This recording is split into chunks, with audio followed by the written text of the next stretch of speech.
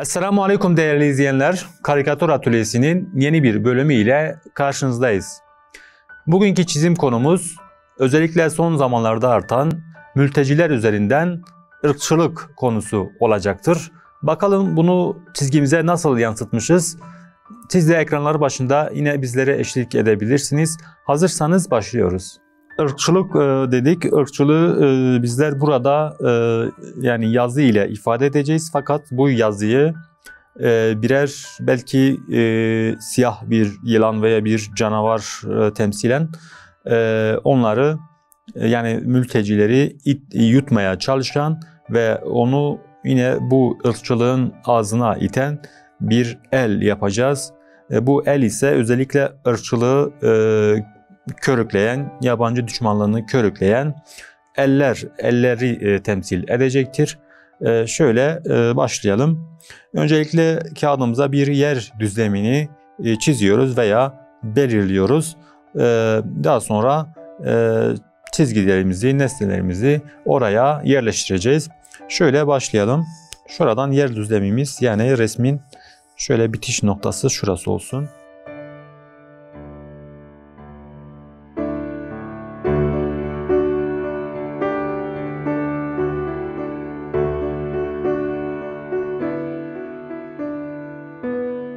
Şu nokta özellikle ırkçılık yazısının, ırkçılığın bitiş noktası. Şuraya doğru geliyor. Yine şurada arka kısım yani kuyruk kısmını yapıyoruz. Şu noktada ise mültecileri veya ırkçılığa maruz kalan insanları, insan topluluklarını yapacağız. Yine şu noktada ise dediğimiz gibi bunu körükleyen bir el yapacağız.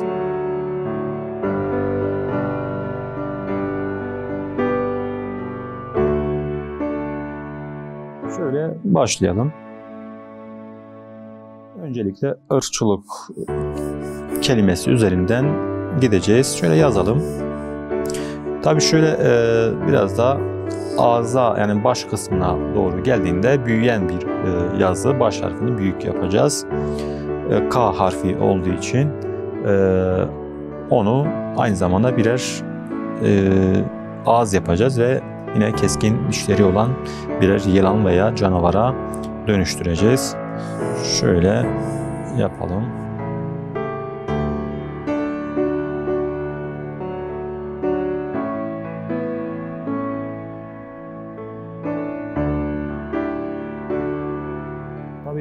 Tek çizgiyle yapmıyoruz. Bunu daha kalınlaştırıyoruz. Yani çift çizgiyle daha kalın bir yazı yazmış olacağız. Şöyle yapalım. Daha belirgin hale getirelim.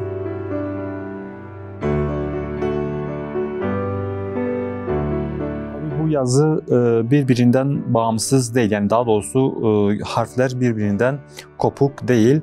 Bunları yine ister orta noktadan ister alt noktadan yine bir birleşim halinde yapacağız. Şöyle şuradan birleşiyor.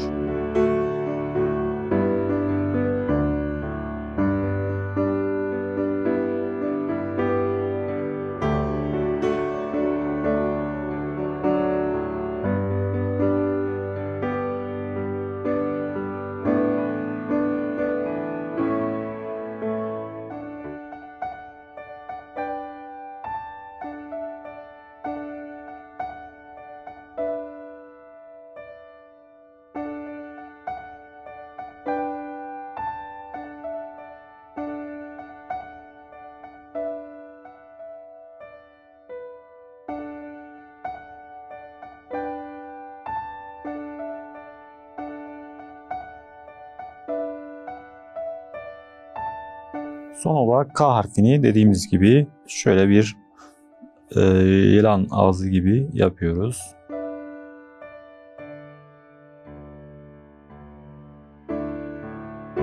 Şu arka noktada ise yine bir kuyruk şeklinde yapacağız.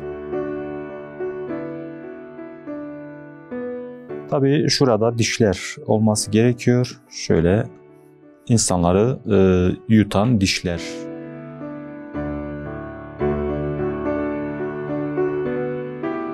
Şurada bir el yapıyoruz. Tabii şurada mülteciler olacak. Önce elimizi yapalım.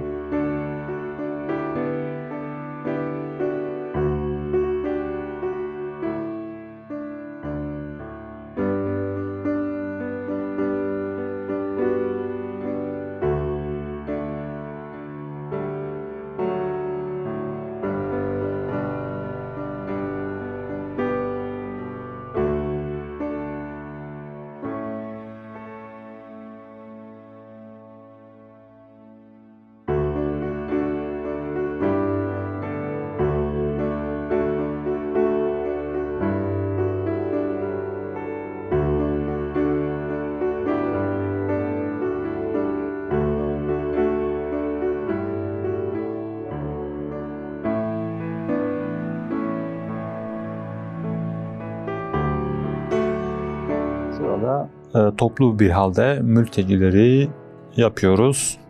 Şöyle buradan başlayalım.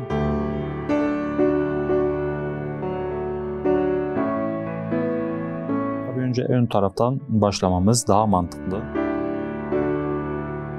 Çünkü arkada olanların belki tamamı, yani vücutların tamamı görünmeyecektir. Şöyle başlayalım.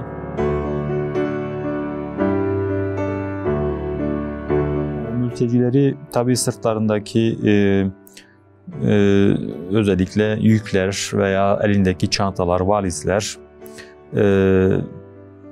yine onları temsil açısından daha önemli oluyor. Çünkü mülteci şeklinde çizmek belki bu tür nesnelerle, kavramlarla ifade etmek mümkün.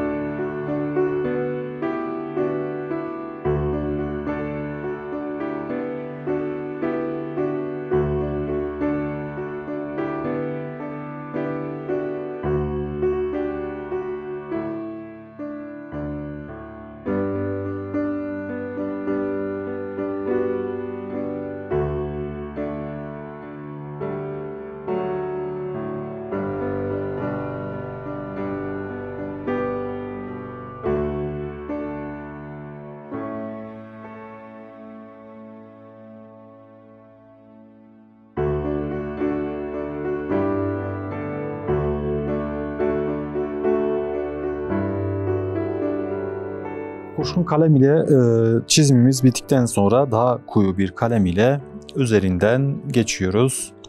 Ve daha sonra ise gölgelendirme işlemine başlayacağız. Şöyle başlayalım yine başladığımız yerden.